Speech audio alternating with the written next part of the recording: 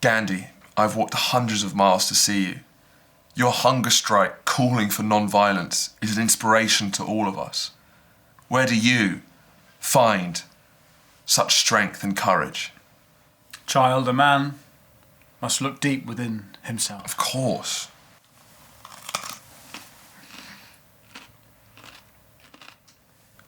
Are you eating? No. No, sorry. Of course, you're Gandhi, well, you wouldn't be.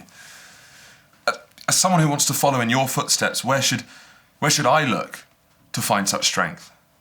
Over there. I think you should look over there. What, look at that tree or something? Is that Cheeto dust in your beard? Well, it's just part of my beard. That's strange. It really feels like you're snacking every time I look away. How dare you? I'm on hunger strike. Yes, sorry. You've travelled all this way. Please, let me guide you in meditation. Of course, Mahatma. Close your eyes. I want you to think of the evil the British are doing.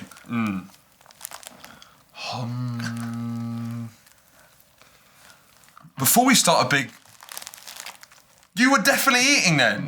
You definitely... Look at this! You're eating! Look. You're not on hunger strike at all. I'll be honest with You're you. stuffing your face. Shh. The fasting isn't the main thing, okay? Okay, It's not? it's actually about semen retention. Right. Only by controlling your own sexual urges can you ever be master over your own destiny. Okay. Well, I guess maybe that's what I've been struggling with, because often weak moments I struggle not... Sorry, are you using some sort of vibrating fleshlight? Gandhi! I'll give you a baby bell if you don't tell anyone.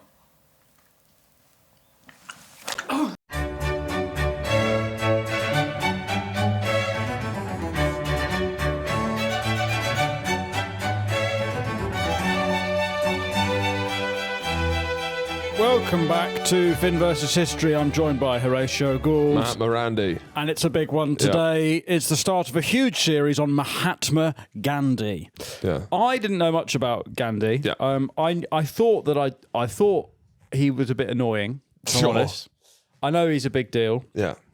I had no idea how horny he was. Yeah, it's crazy. I had no idea. Yeah. Joins a long tradition of horny holy men. Horny Indians. Well, this is the long road to show me your bobs now, and it makes so much sense when you realise the father of the nation was a real fucked With a semen retention fucking perv. Oh my god, this is great stuff. We're finally listeners in the British Raj. Fine, you've been wanting this since we started the series. Now, there's not a TikTok account that exists called Rajcore.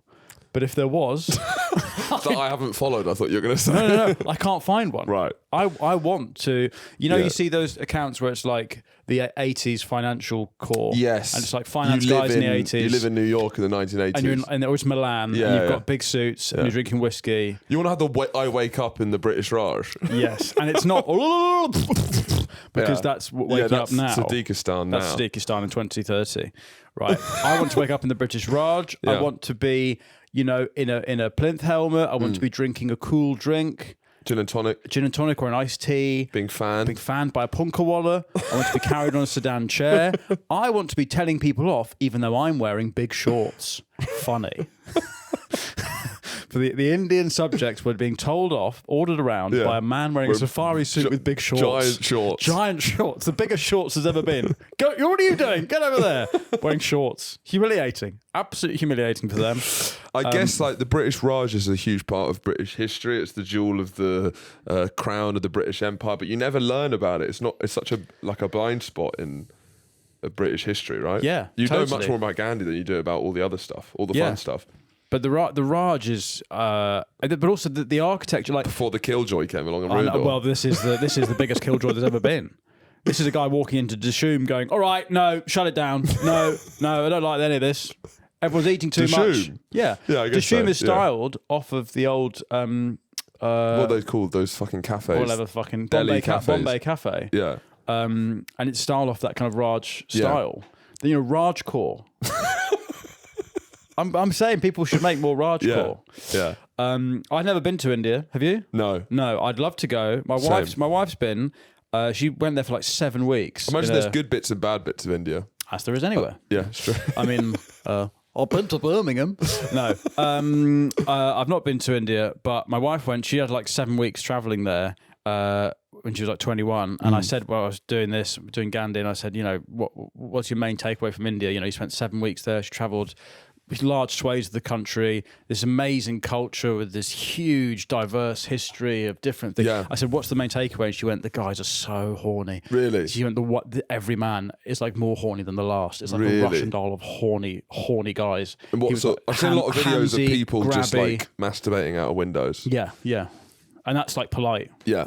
That's do you like think it's saying hi. partly, do you think because I saw someone say that basically the arranged marriage, Yes. once they started taking that away, you've never learned how to riz anyone because it's your mum just sorts it out for you. Yes. So you never have to pick Well, it's up like the first time you have to buy pants. When your mum's been buying you pants for Christmas until you're whatever. I mean, it's not stopped for me. No, sure. Because my mum doesn't know what to get me. Or you've transitioned it to your wife. So you go from mum to wife. Yes, my wife doesn't buy my pants. So. Does she not? No. Mum buys my pants. That's mum's job. Does mum still buy pants? Sometimes, yeah. I forget to buy my own pants. Yeah. I've got other things on. And you rattle through them, I imagine, at a quicker rate than most. They're many a single use. Yeah. Justin Bieber wears a new pair of Calvin Kleins every day. Opens a box every morning. Really? And Yeah. is he selling the used ones? No.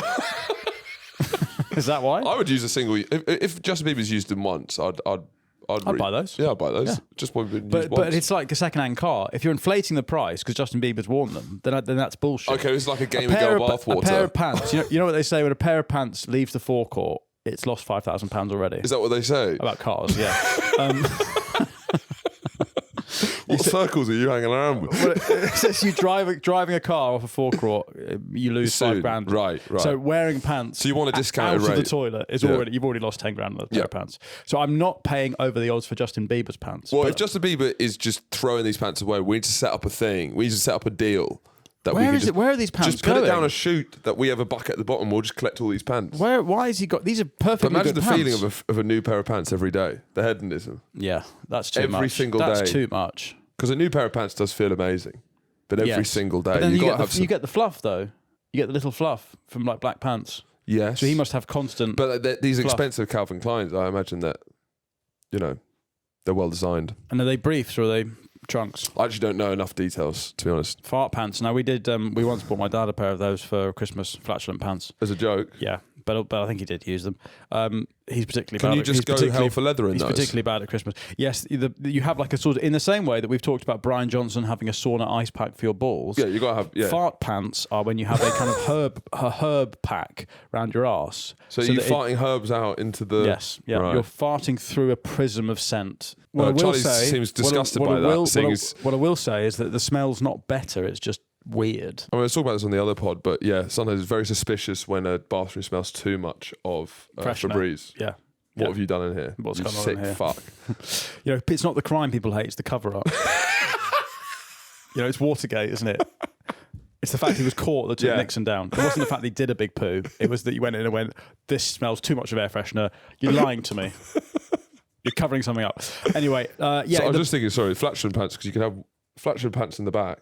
Ice pack in the front. So you can just honk it in the sauna. And you can be there being like, I've been farting constantly. And I'm going to. And I'm gonna carry on my- sperm count's still high, so I'm having carry a good on my time. lineage. I'm absolutely nailing this sauna. We're talking about Mahatma Gandhi. Mm. We're talking about the British Raj. Gandhi is born Mohandas Karamchand Gandhi in 1869. Do you wanna play this? I would love to place this. I just want to say that Gandhi's life spans 1869 to 1948. Jealous.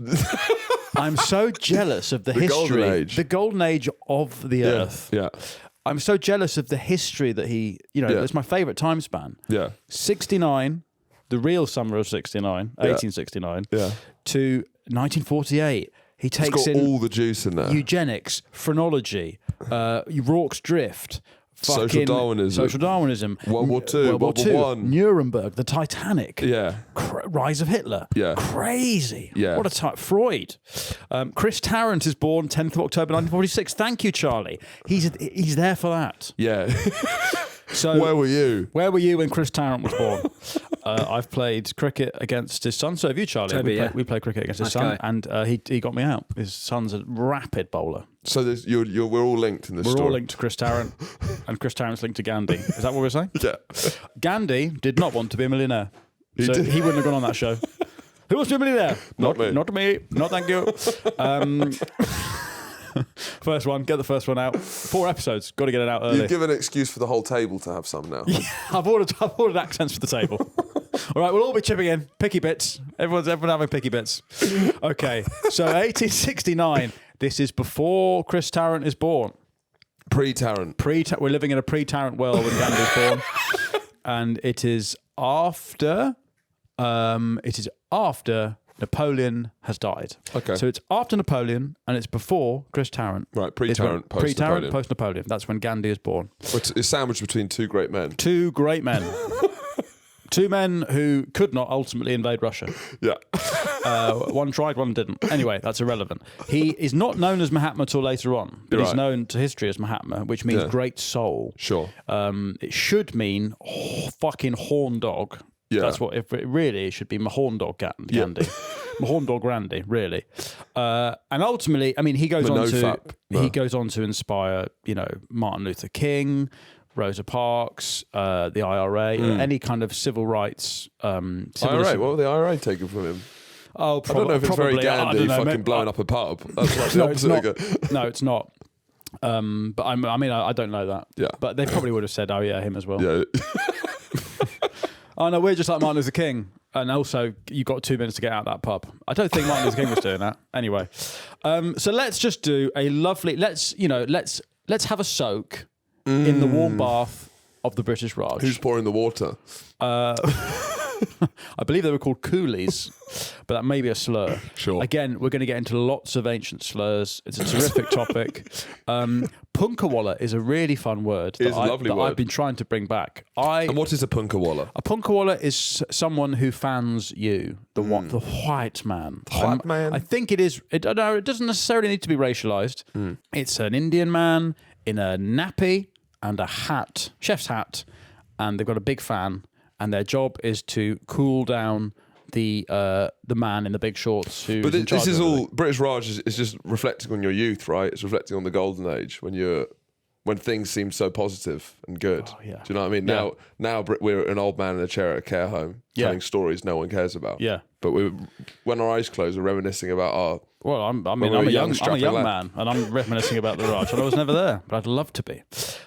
First things first, India before the Raj, it is ruled by various different Hindu and Muslim empires. The Mughals are the big Mughals are a ones. massive one. They did the Taj Mahal. Yeah, we did. We talked about that in our piracy series. The Mughals, the biggest piracy heist ever was against the Mughals. Going on Hajj. They were going on Hajj, and a majority Hindu empires. Then the Dutch East India Company arrive, and then the British take that over, or whatever. But and they then, send basically like. It's a company, right? Yeah, it's a company. So they're sending like BT Yes. to go take over India, right? Yeah. Well, it's BP in Iran, basically. Yeah. So obviously they arrive there and they go, "What the fuck? You guys are all Native Americans, right? Yeah. Called Indians." And then they're like, "Oh no, this is actually India." And then the British East India Company rules India for The McDonald's empire, sort of. Yeah, it is weird that it was ruled by a company. Yeah. Couple of 100 years. But I don't maybe. think. Did the British East India Company own all of They didn't India? own India, but they They had essentially all the trading ports, yeah. and then they managed to divide and conquer a bit. And it wasn't until The army are there, and crucially the army is mainly Indians. They were called sepoys, which is the Asian soldiers fighting for the British East India Company to defending their interests, their trade routes. And is the ultimate way that they managed to do this with such a small force, just a company basically, because India was one of the richest countries in the world at this point, had the biggest textile industry, and it was taken over by McDonald's basically. Yes, Is because of divide and conquer. They said this about you, right? Well, actually, they think this about you, and just getting them all to fight. brilliant, Yeah, classic. classic. But also they were mainly using Indian soldiers, Right. And then So Indians against the Indians to take over India. Yeah, brilliant. But the Indians got annoyed that their Enfield rifle, their standard issue rifle, was the cartridges were greased with cow and pig fat, which is upsetting to both Hindus and Muslims. Right, of course, double whammy. Which is a great way to maybe solve Indian-Pakistani tensions now. Is rub stuff in cow and pig fat. Yeah, and go, look, well, what would you goat fat? What was the goats aren't very fat? Yeah. So, I mean, it is sort of insult to injury, isn't it? Because it's not. I mean, you could use like butter. Or ghee? Ghee? They love that. It's ghee. Yeah. Can you butter up your cartridges? Can you it's just fat, cartridge? isn't it? I mean, surely you can, or olive oil. Yeah. So, on May the 10th, 1857, the Indian soldiers, the sepoys, shot their officers. They really don't like the cows being used. I mean, chill out, guys. We get it. Now, can we just, Charlie, because this will come up a lot, why are cows so holy in India? What's going on there? The cow is a holy animal. Yeah, because the cow can just wander free. They symbolise life and non-violence. Well, that's bollocks, because I've been on a stag do and was chased by a herd of cows. The cow's the most dangerous animal in the UK. They are, and they kill people every year. Yeah. And so Hindus, that's bollocks.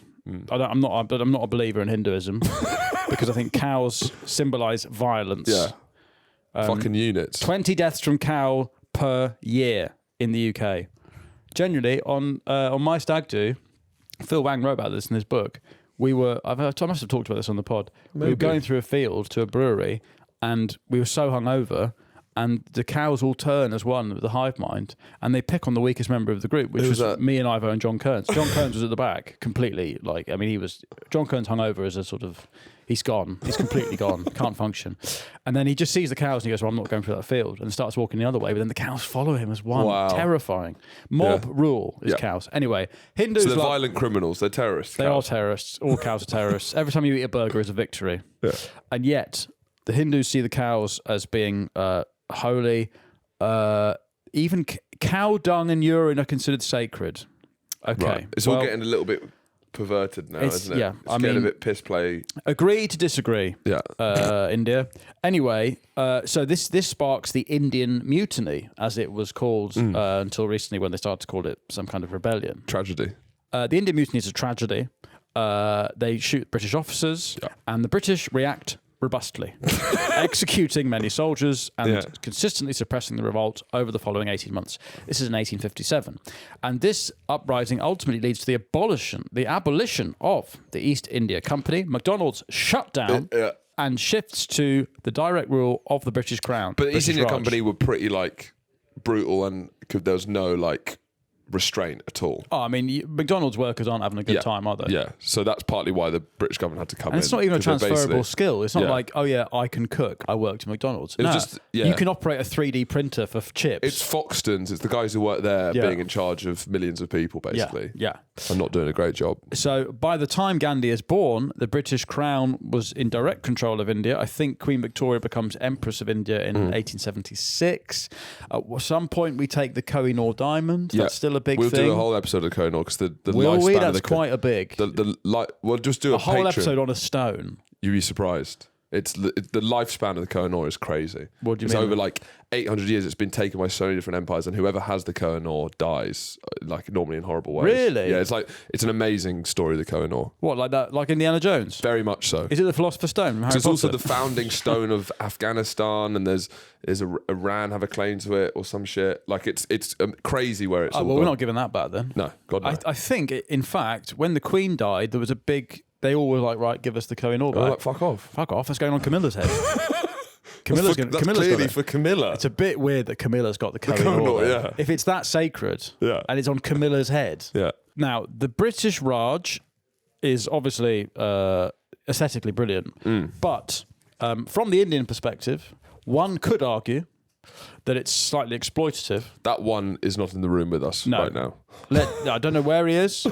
As in, one person has made that argument ever. One uppity guy has made the point that the British were extracting cotton, salt, indigo, and tea to support British industries, and they exploited existing social divisions already existing in India, such as the caste system, which we should get into because it's very funny. And it puts our class system to shame, I feel. Oh, we got nothing on the Indians, man. We got nothing. But I quite like this this is something that we could definitely take from the Indians, I think. Know where you are, stay in your lane. We've got upper, middle, lower class, really. Yeah. But let's spread out even more. No. Like make subgenres. Yeah. So if you're a sewage worker, you are born a sewage worker, and if you marry someone who's not a sewage worker, then you are outcast. And you are treated as sewage. Yes. You yes, are sewage. You are sewage. I'm pooing on you because you're sewage. So the Hindu caste system is insane, even by British class standards. Have you been to India, Charlie? No. You've got a vibe of someone who you look like you got beads in your house instead of doors. Big harem pants. No, I've not managed to go yet. No. I'd like to though. Yeah. You've got priests who are the highest class, warriors second, merchants, which is where the sort of class that Gandhi is born into, Trade labourers, manual labour, and then we come to the untouchables or Dalits, who are people who basically they butcher animals and they clean toilets. Right. So they touch shit with their bare hands. And so you're born into doing that. So, I mean, it's like being born as an Indian, the stakes could not be higher. As a baby, you're like, am I... Please. Come on. Please not poo handling. Please not poo handling. Oh, fuck. You're going to handle poo just like your father handled poo and his father handled poo. But couldn't I what if I didn't tell someone I'm untouchable? Well, supposedly... I'm untouchable. There's no ethnic... I know, yeah, they're called untouchables because no one would touch them because it's they not handled like poos. He's fucking untouchable. No, it's the Lionel opposite. Messi. Don't touch him. He touches poo. It's not like, it's not the goat conversation. But then you know, when you realise that people are born into these jobs, essentially, it makes like you were born easy. into a racist podcaster. Yeah, I can't help it. And then you realise that some people are born into these Show Me Your Bobs cast. Yeah. And that's why they're so the horny Indian. Yeah. That's their They lot can't in life. help it. That's the cast. Yeah. You know, I have to comment on the Sydney. Where are your bobs? Show me up. That's their. It's their lineage. It's their hierarchy, and society would fall apart if they weren't doing exactly. Gandhi is born into the merchant class. His family kind of middle class, and intermarriage is strictly forbidden, or rather between the classes. What I find weird about the untouchables, so it's butchers, poo workers. It feels like they have like a thing about hygiene and stuff, even though I've seen their street food videos. Well, no, but I think they are That's the untouchable. Well, from my perspective, yes. Because it's like using they'll grow like a long nail out, and then have you not seen these? Oh no, I've seen a lot of them. And then you'll get raw chicken, and you'll use the nail on your foot to chop it in half. Yeah. So okay, right. But I imagine they're being like, well, I'm not shaking your hand. You touch poo. I've got to use my chicken toenail. It's very funny to be looking down on someone as the guy with putting raw chicken on your toes. Congratulations, India. You've made diarrhea airborne and contagious. Easiest. Yeah. Firm stool, difficulty, hard mode. Yeah. Your caste determines your profession, your social circle, and crucially, who you can marry. Now, so elevate your circle is a big thing that manosphere people say, but that doesn't apply. You can't do that. Your circle is your circle. Your circle is poo touches. So deal with it. I think it's the Indian manosphere. Deal with it. Yeah, we all touch poo. Deal with it. And if you were a poo toucher and you married someone who was a lawyer, right? The lawyer, both you would be. You have to live at the end, like the outskirts of the village. You'd be shunned. Right. Both of you would be shunned. Right. So, and that's still very much at play today. Yeah, and I guess because Daniel Sloss was telling that story about when he was performing in India, and afterwards, when everyone had left, just these loads of guys came out of a van to take all the chairs, and he was like trying to shake their hand, and they're like, "Don't touch them." They're literally just like chairs. They came out to pack up all the chairs. The theatre. People who work, wow. But he hadn't seen them there. They only arrived after the gig. In a van. They came out, got rid of all the chairs, and Sloss was trying to like shake their hand, say thanks for that, and they're like, do not touch them. To be fair, having done a lot of work in regional theatres, I don't hate that. What, Swindon Arts Centre? I do. The untouchables. Yeah, I do think the tech here at Swindon Arts Centre is untouchable. 100%. And I'm about to go to many other regional theatres, and I will be keeping that in mind. Don't shake their hand. These guys. Otherwise, I will be they're not poo touchers, but they're fucking Cheeto eaters, and slushy drinkers, and God knows what's under their fingernails. Yeah. So now there's a debate amongst scholars, it must be said, as to how much the British make the system worse, or whether it's pretty entrenched before they get there. But it's certainly a method of control, because the Brits arrive in the Raj, and this is the late 19th century, they immediately start to classify things. Census. It's the age of classification. And so they're using caste to... I mean, that's what Classic FM should be. What classification Just of them? reading out phrenology types. I'd listen to that. Alexander Armstrong. Anyway, no. So they arrive there and they go, okay, so this is your caste system. So let's get the calipers out and see how big their forehead is, and if that means that they're a sewage worker by design because of the shape of their nose. You know, it's science. Do they actually have is it phrenology in the caste system, or is it just No, because you have your surname? But I didn't know if there was like a skull shape but of the the poo Brits, toucher. the Brits arrive and think, okay. East meets West. Yeah, fusion. Fusion cuisine. Phrenology in the caste system, yeah. right? Do the people who touch poo have big hands? Is that why they're poo touchers? Because they're sort of shitting into baskets or something. Charlie, if it wasn't already clear, you're an untouchable. Yeah. You're the untouchable of this podcast. You're the untouchable of this podcast. What is that? This is the guy with the biggest testes in the world. Wow. Oh, I've seen this. He can sit on the fuck. He's Wow. got Also, he's got elephantitis. unbelievably skinny legs, which really... Oh! Exercise ball. Oh! God. Where's he from? He's in Delhi. So he's got... I mean, to be fair, he does look quite tired. He looks a bit sick of life. How does he sleep? He doesn't need a chair, apparently, because he can just sit on his balls. Well, yeah. I mean, there's something to that. That's quite It's nice. like a beanbag. It's like an air I don't think it would be a I don't beanbag. think it is comfy.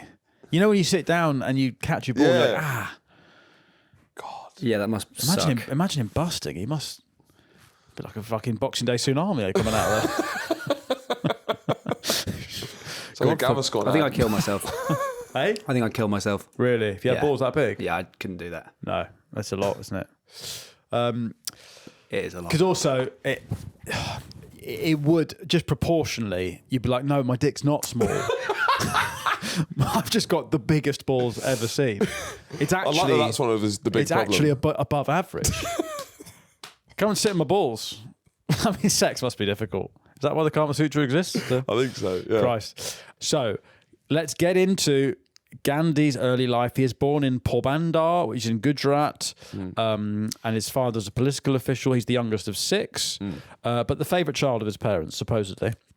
And he grows up living an ascetic vegetarian lifestyle because his mother and dad are Jainist. Do you know about Jainism? Jaina. Do you know about Jainism? I confuse it with Jarism, which is What's Jarism? That's where you put a glass jar up your arse. No.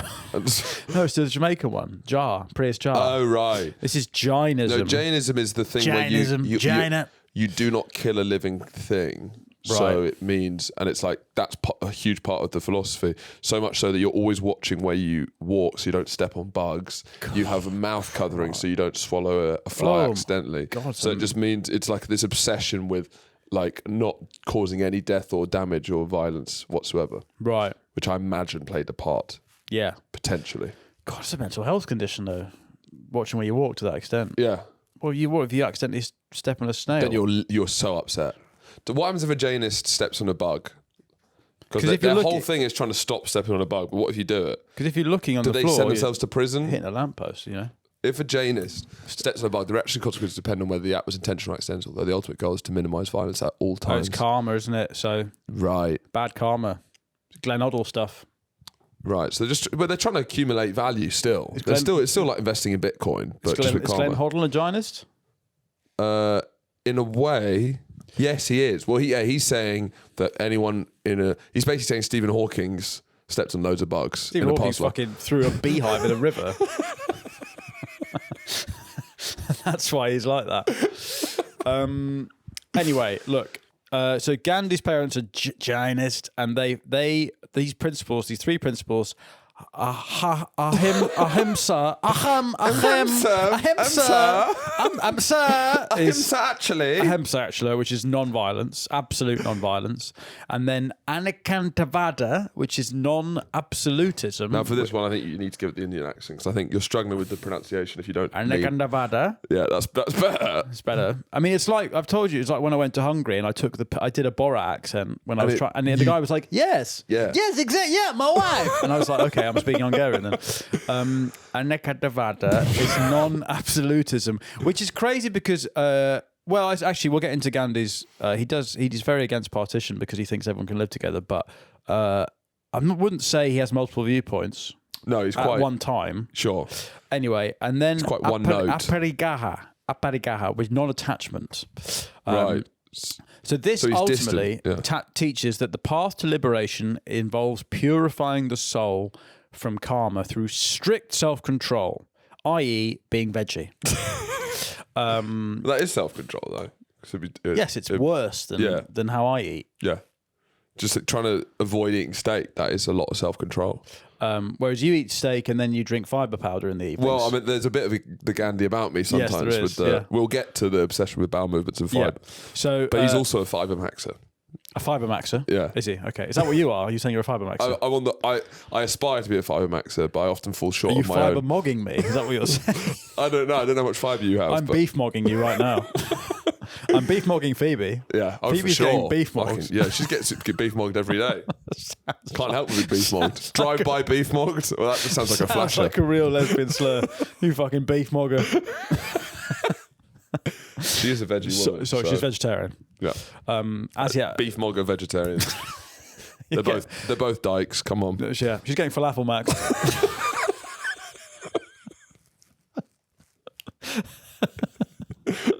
Every weekend she gets falafel maxed. Phoebe doesn't have a mic, so she can't respond anyway. Chickpea mogger over there. Anyway. Right. So he's a shy child, Gandhi. Sure. He's a reserved child. Can we get photos of young Gandhi up, because he's so famous. He's so famous for how he is as an old man, and he suits being an old man, little bald, little bird man. But as a child, what did he? Yeah, he's got sort of slick hair. No, he sort of looks like him there, I suppose. Yeah. Now, he's a high-achieving student, supposedly, although he does go on to be a very, very bad lawyer, which we'll get to. But he doesn't like playing sports because he's shy. So he doesn't like cricket or football. And instead, he prefers long walks as a child. It's a bit weird, isn't it? Yeah, he's he's that kid at school. He's this conservative 15-year-old activist where he's on TikTok in a gilet going, he won the debate competition. Yeah, you're like, how the fuck do you think this at 15? Come on. So he's going on long walks, which gives him, quote, a hardy constitution. Right. So he has his political awakening as a boy when he tries to give his friend Uka some sweets. So Uka is an untouchable, right? And Gandhi is middle class merchant caste. Gandhi's like, well, fuck it, I'm going to give you some sweets.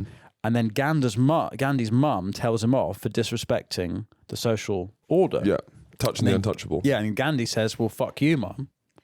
So this is emo Gandhi. This is emo Gandhi. Fuck you, mum. I don't like the social order. I want to give my mate some sweets. Right. And then Gandhi later takes up smoking. Fucking hell, this is rock and roll. Eating meat, and on one occasion, theft. This is the fuck you mum era of Gandhi. Yeah. Steals a piece of gold, and then he writes a confession to his dad, who tears up the note and doesn't respond. But he's smoking, he's eating meat. I mean, this is not the Gandhi. This is not the Gandhi we know and love. Yeah. What? When I first tried smoking, I would hide in my hedge from my parents, and I'd spray Lynx Africa into your mouth. Because I didn't want them to know. And how does it taste when you? It tasted horrible. Lynx Africa into your mouth. Yeah. So if you kissed a girl and your breath tasted of Lynx Africa, you're already, everywhere. Lynx maxing them. Yeah. With Were you Lynx Africa maxing? Yes. Yeah, you got her. I was. Did you get the shower gel for Christmas? I had head to toe Link the box set. Of course. Did you have every Christmas Lynx I Africa get shoes? pants and I get Lynx Africa shower gel, deodorant, box set. Yeah. Who came up with the Lynx Africa smell? Because it's such. Is there been a more definitive smell of an era? Yeah, no. I mean, I was a teen during the Africa years. Sure. Yeah. I doused myself in that. But do you know who came up with the Lynx Africa smell? Like, I want to know, what was the team like when they got that final moment? It must have been like the celebration when they found that. It's it's a smell that took the country by a storm. Yes, and it doesn't smell like Africa. Not at all. Not when I went, at least. Anne Gottlieb came up with it. 1995. Often referred to. Let's see the mother of Lynx Africa. Go back to where you were. Go back. The mother of Lynx. God, I wonder what she smells like. Christ. Let's go Anne Gottlieb. It was designed to offer a more subtle, exotic scent compared to previous, harsher, utilitarian men's deodorants. So it was a revolution in men's deodorant. Yeah, 'cause it was the first one that you were like, hey. Fucking hell, it was getting closer to perfume. It was sexy. It was, exactly. It made me feel, confident in myself. It made me feel like I was an Arab man walking through Harrods, doused in all the oud, perfumes of Arabia. There she is. In reality, she's got a black and white photo. Like she's a... Yeah, no, she's a genius. In reality, Charlie was busting fags in his hedge and spraying it into his mouth because we're teenage boys. Yeah. But she had a genius idea to make. Can I make a teenage boy feel like an Arab man, like a rich Arab man? Yeah. And she nailed it. Yeah. Now, what on earth? Shout out, friend of the show, Anne Gottlieb. Lynx Arabia.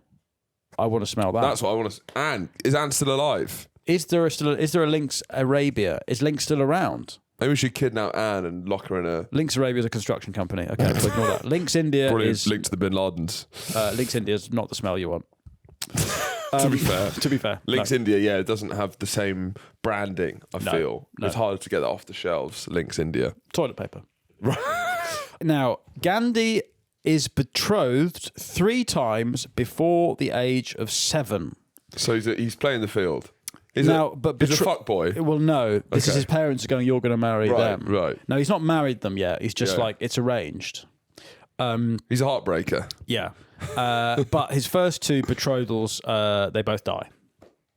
It's a bit suspicious. Yeah. But this is the age of, it's the late 19th century in India. Kids are dying young. It's most likely the suspect when a woman dies. It is, isn't it? The husband. Yeah. The 6-year-old husband. Where were you the night of the murder?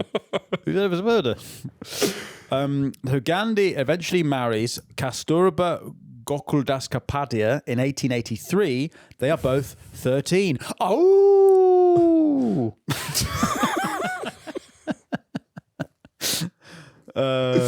Yeah, man. Cool. 13-year-old bride. 13-year-old groom. AWOOO. The only way it's howling at the moon. The only way you can say AWOOO is if you're also 13. Yeah, I know. Yeah. But you're not 13. So no. I understand it if you were playing Gandhi, but that wasn't clear. No, that's me. It looked like you see 2 13-year-olds get married and you go, ooh! No, it's because I'm imagining being 13, marrying a 13-year-old. That didn't come across. Right, sorry. It seemed like you now seeing 2 13-year-olds. No, but no. But that's fine, because if I was Charlie, I'd be like, 2 13-year-olds married. Oh, what? Both off the market? If you were Charlie? Yeah. Don't try and shift this. Yeah, you're the pedo. Today I'm the pedo, am I? Yeah. Is that the game? Yeah, who's got the pedo hat? Who has to hold the pedo bear today? And today I'm the pedo bear. You got the conch. You got the kid. Right, okay.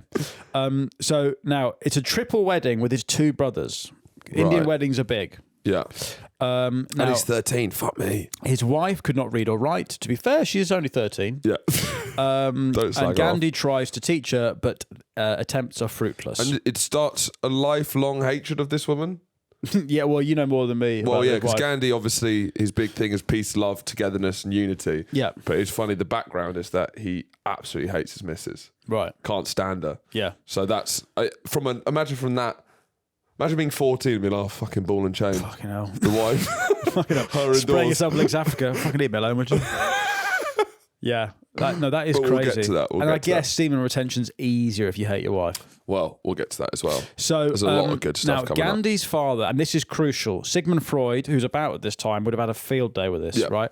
Gandhi's father, Karamchand, dies in 1885 from an anal fistula. Now, what's a fistula? I don't know what that is. What's a fistula? Charlie's head shot up. That's what we need. Anal fistula. You're actually needed now. Is that piles? Is that death by piles? That's very sad, and I'm invested. What is tea? Fistula anal, what is tea? It's a small infected tunnel develops between the end of the bowel and the skin near the anus. usually following an anal abscess. That's horrifying. Foul-smelling discharge. So this is, for so many reasons, this is the defining moment of Gandhi's life, seemingly. yeah, I think it is. I think it's fair to say where this. all of these, you don't have to be a psychologist to work this shit out. No. This is like on a platter why he ends up being so obsessed with both bowel movements and semen retention and his weird thing with So sex. his dad genuinely dies of a broken bum, right? And then now there's a big thing in Hindu culture where Died of a broken bum. you're meant to be at your father's bedside. You're meant to be there when your parents die, Yeah. or maybe just your dad, but you're meant to be there, right? And he's caring for him when It's his like bum. when you go to your granny in Scotland and be like, it'd be ideal if this was right now. Yeah, and the pillow's just there. No, so you're meant to be there, and so he's been caring for him, I think, for a few months, and then at the moment that his dad dies, Gandhi Is busting is at the same fucking moment. ramming it home, Yeah. is railing his wife, who's very pregnant. 14-year-old wife. His 14 Pregnant. 14-year-old pregnant his wife. 15-year-old pregnant wife. Bloody hell. And his dad dies. There's a lot going on in that house. It's a busy house. It's a busy house. You always want Nick Knowles to come in and be like, all right, what's going on? What's going on here, guys? What's going on? He's dying. She's pregnant. You're pregnant. At 15. You're her. fucking her. Can everyone chill out? Right. So Gandhi's dad dies, and he's like, he's Yeah. fucking busted. He's It does seem like that just randy. same moment. Maybe this is how you make a Gandhi, is if your dad dies at the same moment you come. There's like like So you must in the house, there's at the same time. something just happened. Charlie, little soundscape. Okay, you be Gandhi's dad dying from an anal fistula, and I'll be Gandhi, and you be the 15-year-old bride. No, I can't. Fuck.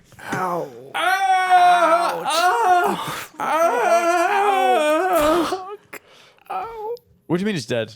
hell of a post-coital, that is. Hell of a post-coital. Post nut clarity. I mean, Fuck this me. is maybe the ultimate post nut clarity. It never ends. It's a lifelong post nut clarity. Genuinely. Post-butt clarity.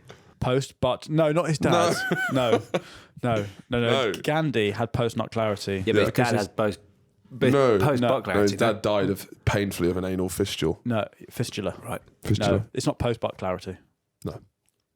But yeah, this really, really fucked So, up Gandhi. He felt he- so much guilt and shame around Yeah, this. the shame and then days later, his first child dies. It's like having a wank you shouldn't, and then having to speak to normal people. There's a guilt and shame that's just there. Yeah, exactly. And he's carrying that with him his whole life. Or it's like you have a wank, and then the postman comes around. You're like, oh no, He knows. he knows. He's judging me. He can tell. I mean, to be fair, I should have put my trousers on. I guess. But he stopped wanking. describes how his mind was at the same moment in the grip of lust while his dad passes away. Yeah. But like, obviously, that is quite like but to dwell on it this much is a bit weird.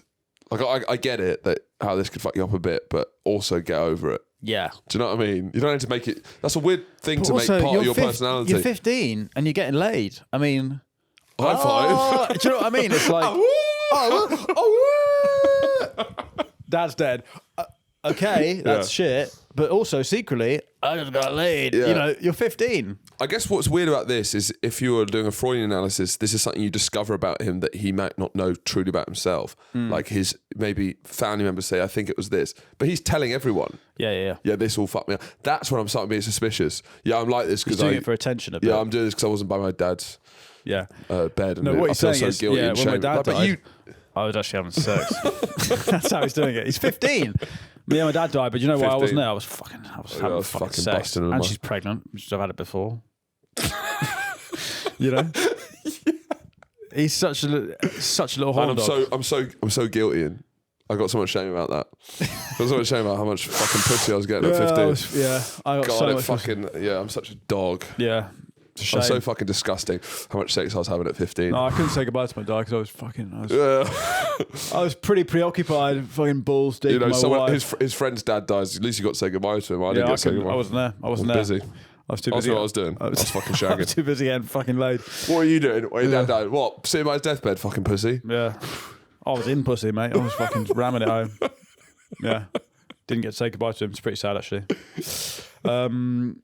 Anyway, so Gandhi goes on to have 4 sons over the next 10 years. He's a father of 4, aged 25. Come on, that's God, I mean, that's a that's a reason to that's a fucking responsible man. retain your semen, isn't Yeah. it? But then Gandhi goes to London. He is encouraged to study professionally, and This so is he like goes in the to franchise. This is like the 3rd film, which is a bit. Gandhi Goes to London is not Yeah. the best of the trilogy.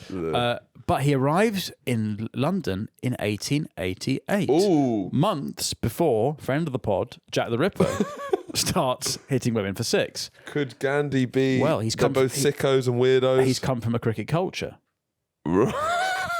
Is he stepping off the boat and immediately Virat Kohliing. reverse sweeping Marianne Shelley into the stands?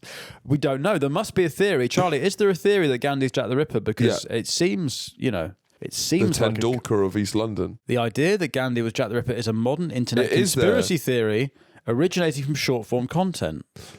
It On is the weak based on the premise. weak Well, premise. don't Don't Don't judge us. kick out of bed yet. Weak premise. Gandhi was a law student in London in 1888, coinciding with the murders. Well, look, you've got to be in London to be accused. You At know, that time, why is he he there? was an immigrant. Why is and he it probably there? Was, yeah. Why is he there? Was he in Brick Lane? Where was he living? Had the Indian restaurant business conquered Brick Lane at this point? Well, maybe he was trying to kill everyone to clear the way for what Maybe. it is now. It's very much Gandhi's Brick Lane now. Let's make the premise stronger for the sure. conspiracy theory. The Indian equivalent to Jack the Ripper is... No, where was Gandhi living in London? There was a guy active in 1985-86 called Ripper Chandran. And he'd kill people with a hammer. Right. 14 people. Do we know who he is, though? Are you saying that could be Gandhi before he came to... No, this is in the 1980s. Muthkuti Oh, Chandran. right. And then you've got Ramath Raghav, who's going to have Psycho Ramen. That's like one of those really spicy innocent ramens. Yeah, I had a Psycho I had a Ramen. Psycho Ramen in Melbourne actually. It was called Godfire Ramen. Right. And I'd had it like maybe an hour before my show. Yeah. Show was in the bin. Really? So I just Just couldn't. sweating? I was just sweating. I'd shat my guts out. I was like a raisin up there. And yeah, no. I'd do it again though. God, food Melbourne's good. Anyway. Right, so he studies English literature for a year at UCL, but then he enrolls in law Same school. university as Charlie. Charlie went also. You probably were walking through the same halls, you and Gandhi. Yeah. You don't have to be sexually and anally fucked up to go to here, but it helps. He lived in West Kensington. Okay, so, Right. Elizabeth, it's pre-Elizabeth line, so it is tough to link him to the murders, I think. Anyway, so his mother makes him vow not to eat meat, drink alcohol, or have sex outside of his marriage. And he's like... At uni, but it's Fresh's mum. Yeah. Mum, it's Fresh's.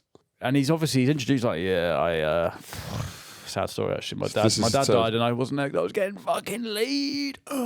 Dad died fucking Sorry. sad as shit. Ask me where I was. Yeah, ask me where I was. Yeah. Where were you? Is your dad still alive? Mine's not. Do you know where I was? It's just sweet.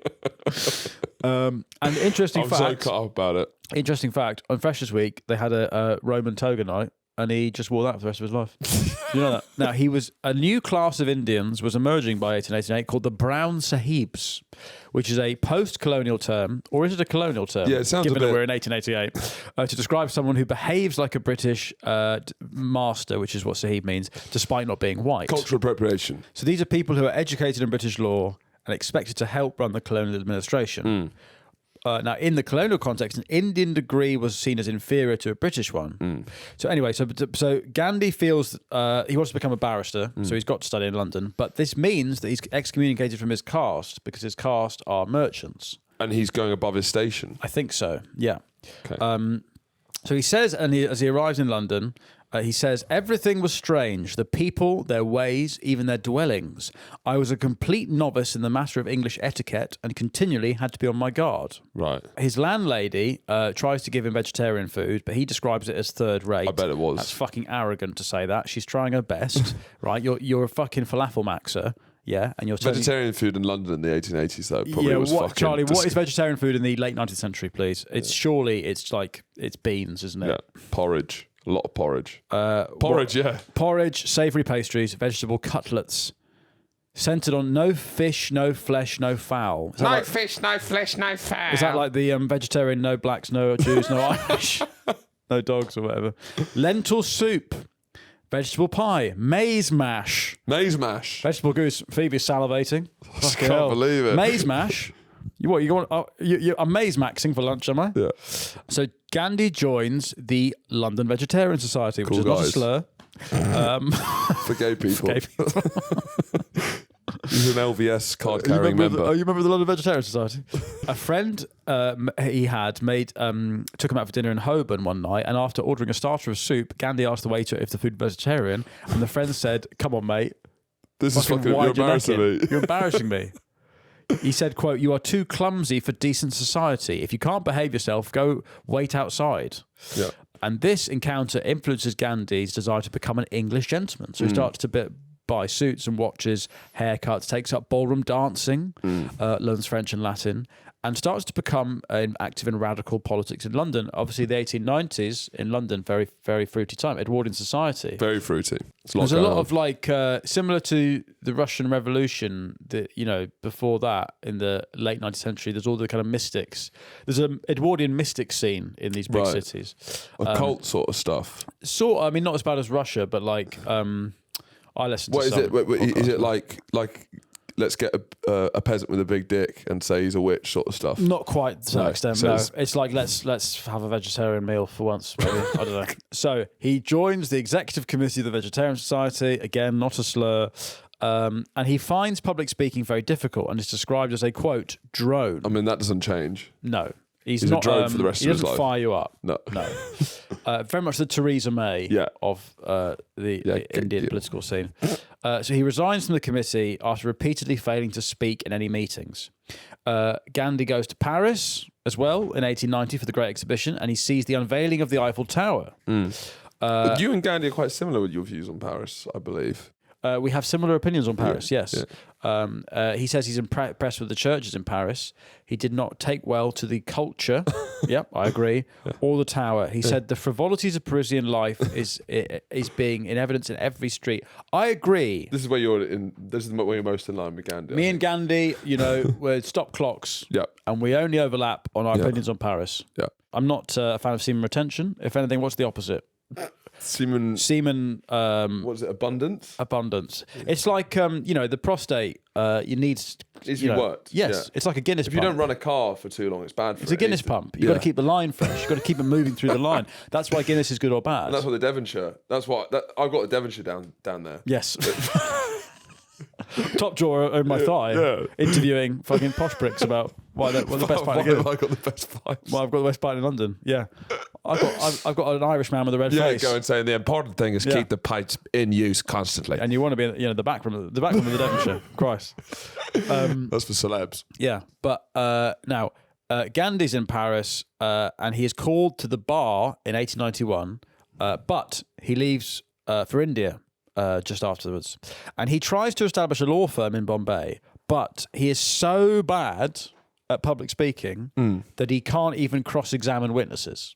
Right. He also had no knowledge of Indian law because he'd been in London. What is it? Is he Charlie? nervous or boring?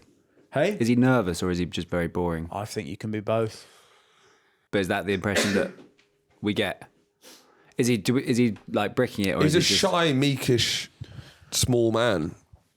Fish out of water sort Well, of he stuff. is, but then he's fucking railing his 15-year-old pregnant wife while his dad dies. Yeah, behind closed doors, though. I mean, it's always the quiet ones, isn't it? Yeah, it's always... I couldn't possibly speak in public. I can't fucking, I've got a 13-year-old wife. Yeah. Ah! Oh no, I'm very shy. Couldn't possibly speak. I guess he's like, what's the word? Ponderous or pensive, I suppose. Yeah. Or he could be just very, very thick. But This is something I also want to come to. smart enough to know when that if you're silent, people assume Yep. that you're more clever or you're wise. Charlie, the more you speak, the more thick you appear. He's an idiot savant. Yes. Is what Gandhi is. Yeah, I've always thought this is that just you maintain aura by not saying anything. You every time you open your mouth, you risk, taking away from your mystique. Yeah, exactly. Hey, I pooed in my hands for 3 years and threw it in the toilet. You didn't have to say that, Charlie. But it's interesting. He's a short man, and I feel it's harder for short men to be have silent mystique. Yes. So I think that's why I had to do the bathrobe. That whole thing, shave your head. Sometimes a tall guy is tall privilege. A 6'4" guy who doesn't speak You do assume that he's just like, you don't add a lot of boringness to him. You just kind of assume that he's holding back. He doesn't have to. Yes. No, Short guys are yippy. They have to be. Well, like small dogs. Yeah, you have to be. You have to. You can't just be aloof and silent if you're 5'4". Yeah, You've got to be like exactly. constantly. Look at my car. Yeah, you got to be exactly. doing that. But a tall guy often can get away with being incredibly boring because he just stands there and is tall. Well, he's got being tall, isn't he? Yeah, exactly. For girls, are like, well, he's great. Yeah, he's brilliant. boring as fuck, but he's tall. So I feel small when I'm next to him. So he gets rejected as for a part-time job as a teacher because he didn't have a degree from an Indian university. I think there was a case where he stands up to like cross-examine a witness in India, and then he genuinely gets stage fright and just sits down, and then he gives the defendant back his money. He's like, "Sorry, I can't do this." Yeah, He's the if opposite. your lawyer did that, He's the opposite of Alan Dershowitz. right? He's the opposite. Yeah. Yes, it's possible to ejaculate when nervous. Charlie, what are you trying to say? Maybe just in court coming all the time. I think famously he didn't come much after a certain point. No, Tried to hold it in. but in a very horny way. Yeah. I think there's a point, on the scale of like you can be coming a lot and it's horny, and then also you be coming not enough and it's still If horny. you're writing, type in books about semen retention. Like there's a whole there's a world of literature about semen retention. The powers that it's be. your fucking library Go on. wall, isn't it? You've got a ladder. Look at this. Look at these books. Like you're suspicious, aren't you? You don't see. Oh, these guys aren't horny. This is. If you're writing this, No, there's if something gone there's a book and deeply wrong. Yeah, the semen retention revolution. What is it, Charlie? But doesn't it imply that you're using it for something else? I don't think so. Like you're retaining it. Well, Because actually, no. I've got a project. No, but One great long edge. supposedly, I mean, we'll get into this later on in the series. Supposedly, it changes your characteristic, or it helps you in some way. As I say, I've got the Guinness pumps down there, so I'm regularly flushing the line. So Paddy was telling me about this guy he met who he thinks that like masturbating is terrible for you, but he saves it up and will have one a month. But he'll sort of flirt with himself. So he'll like light candles. It'll be like a 3-hour session. God, And like, it'll just- like Sting, What like was he doing? tantric masturbation. Yeah. So That's he so- thinks that like you do have a lot more power if you retain your semen, but you still need to get it out at some point. Yes. But just make that really special. Play nice music. I think that's fucking weird. Of course, it's weird. It's really weird. Tantric masturbation. Imagine being walked. It's bad enough being walked in on, just sort of trying to get one done as quickly as possible. If you fucking change the bed sheets and lighting candles and got potpourri all over yourself like a fucking American Beauty, and then you're put cologne on to rubbing, masturbate. rubbing one out. Got sprayed yourself in Lynx, Africa. God. How did marriage affect how much you masturbate? It's definitely gone down. Really? Yeah. Because you're with her, or just you got Oh too yeah, much on? I have a wife, but also Has your libido gone down? Has the ferocious... oh yeah. fire? As you age, definitely libido goes down. Really? And it's a relief to be You want honest. that? It's a relief. Yeah. You can't be in your 40s. Why are you still. shaking your head, Charlie? Well, I don't think it has to be relief. Depends what you're doing. Well, I'm not. I'm not. I'm not lighting, Depends what you're doing. I'm not lighting candles to rub one out. Tantrically wank. Yeah, it's Yeah. a relief if you're doing weird stuff, but if you're just having like a lovely time with yourself or your partner, then I guess when the Yeah, but I guess you don't have kids, Charlie. no, so you also don't have domestic work. yeah. what do you mean? As in So he doesn't running. even know. Yeah, exactly. I've never heard of it. You have flatmates, and You have a lizard. Have you have a lizard? And does anyone clean that tank out? No. No, it did course poo on the not. carpet the other day though. It what? It pooed on the carpet. Right. So who's cleaned that up? Us. And who's you? us? No, not me. No, of course. Yeah, you can shirk domestic You're too busy doing duties. 5-hour wank sessions. Yeah, exactly. So imagine it's just you and You're someone doing the else. solo Kama Sutra. Right, and then the lizards have pooed on the carpet. They're like, Charlie, I'm going out. I've got to go out. I'm having a 3-hour wank. And you're like, I can't come out because I'm locked in. I'm on a date wanking tonight for 3 hours with myself in my bedroom. Yeah, Yeah. and you're listening to fucking whale music, and you're greasing your pole in cow fat, right? But what's wrong with that? Well, the point I is, don't that- want. What's wrong with that? yeah. Then what? So you're saying that? Well, you don't have any responsibility to anyone Yeah. other than the lizard. No. Yeah. So there's nothing wrong with that now. My point is I have domestic duties. I'm a His father. life is a prison. My life is a prison, So he though. doesn't want to be looking out. But you want to be like me. No. That's why I said it's a relief I'm not Yeah. you. Yeah, it's He's a relief. he's one of those pedos who turns himself in. Well, hang on. Who's like, I need to be off the streets, right? You're like, oh, it's better for society if I'm in prison. I think the analogy. But that's what you were saying to me. It's like better if... I'm not the pedo today. You're like, look, to be honest, I'm a danger to They're both 13. to myself and others. Oh. Anyway. Yeah. In 1893, Gandhi is contacted by a distant cousin in South Africa. 1893, South Africa. Again, where's that TikTok Golden core age. page, right? They need a Wait, lawyer. so Rorke's Drift, when was that? 1879. Okay, right. So Gandhi makes a voyage in April that year. And in our next episode, we will deal with Gandhi's South African chapter. We don't hear about Gandhi's And I'll tell you now, it's a whole fucking fruit preserve, this next episode. You think Gandhi's going to be... you think he's going to take certain opinions? Yeah.